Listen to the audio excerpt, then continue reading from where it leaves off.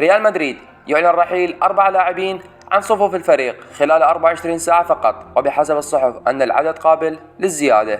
ريال مدريد تخلص من ثقل كبير على خزينة النادي بعد فسخ عقد اللاعب إيدن هازارد، والذي يتقاضى أعلى راتب بالدوري الإسباني، وكذلك تخلص من المهاجم ماريانو دياز الذي كان عبء على نادي ريال مدريد، حيث لا يقدم اللاعب أي إضافة للفريق.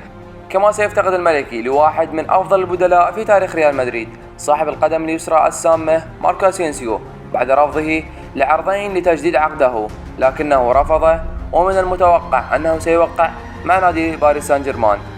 أما الخسارة الأكبر فهي القائد كريم بنزيما. بعد أن قضى 24 عام مع ريال مدريد، قرر كريم بنزيما مغادرة النادي، والأخبار تقول أنه متوجه إلى السعودية، وبالتحديد نادي الاتحاد.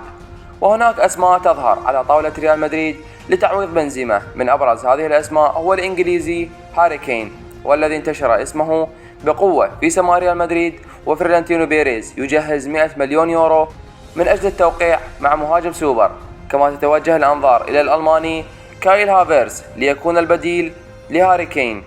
وسيستعيد النادي خدمات لاعبه المعار إلى اي سي ميلان إبراهيم دياز، والذي سيكون الخيار الأمثل لتعويض أسينسيو. أما عن خط الوسط فهناك تقارير إعلامية موثقة تقول بأن صفقة بيلينغهام إلى ريال مدريد قد تمت، والإعلان الرسمي سيكون خلال الأيام المقبلة.